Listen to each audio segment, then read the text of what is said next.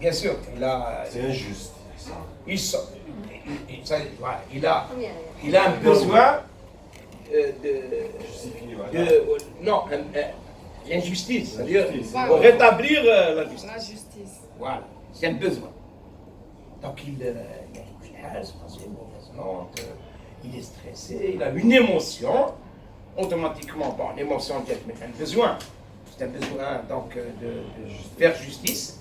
D'accord, besoin.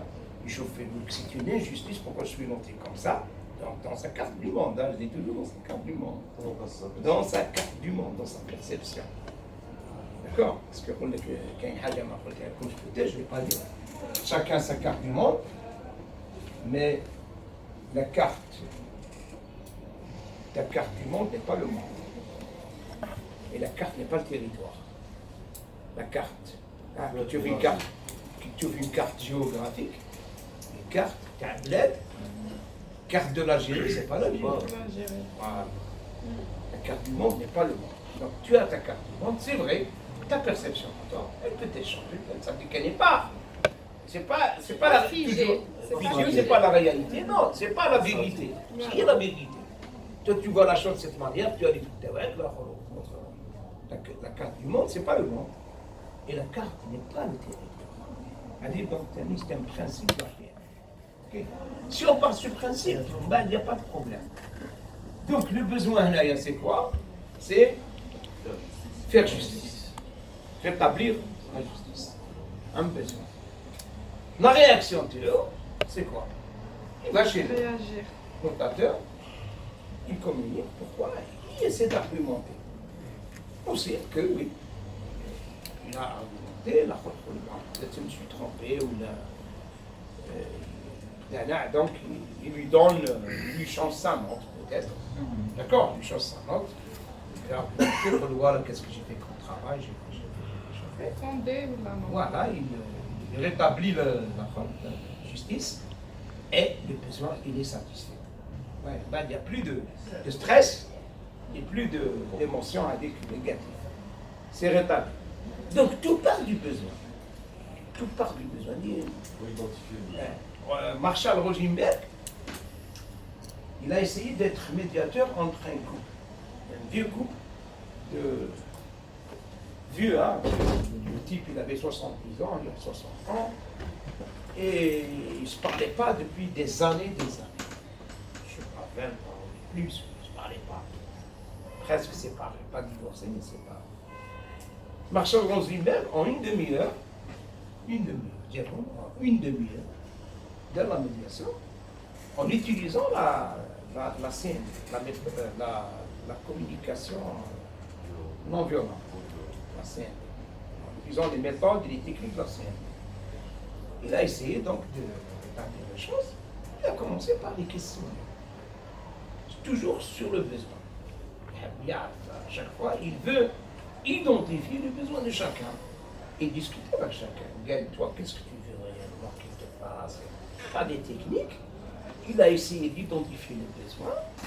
Il a posé la question à la femme. Est-ce que tu connais le besoin de ton mari? Qu'est-ce qu'il veut réellement par cette chose-là? Pourquoi il ne veut pas pourquoi il t'a dit ça? Ou il a dit à sa femme que tu dépenses beaucoup, tu es une femme dépensière, tu dépenses beaucoup d'argent.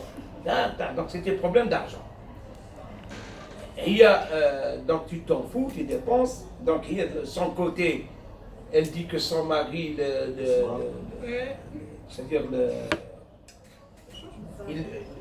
c'est-à-dire pour elle, comme s'il est en train de dire, tu dépenses comme ça de l'argent, tu es en train de voler ou quelque chose comme ça. Elle a senti ça de cette manière. Dépenser de l'argent, c'est une femme très dépensière. Donc ça l'a touché dans son amour. Mais moi, le besoin de te poser, c'était quoi? Quelle est son intention positive? Quel est son besoin? Est-ce que le besoin d'incriminer sa femme qui est en train de dépenser de l'argent, jeter de l'argent par les fenêtres? Non. Et quand il a identifié la chose, il a trouvé que le bonhomme, il voulait dire, c'est-à-dire, il voulait sauvegarder sa famille, préserver ce qu'ils ont, on ne sait jamais, dans cette vie. Donc c'était ça son intention. Il ne voulait pas dire que cette femme, elle le fait exprès. Non, ce qu'il vous dire, c'est ça. Essaye de dépenser. Être raisonnable. Savoir gérer, dépenser correctement. C'est ça, son intention positive. C'était ça. D'accord? C'était ça l'intention positive. Après, quand elle a compris que c'était ça l'intention de son mari, et son besoin à lui, c'est son besoin, elle a compris, ça y est, on va décider, je m'excuse. Moi, je croyais autre chose.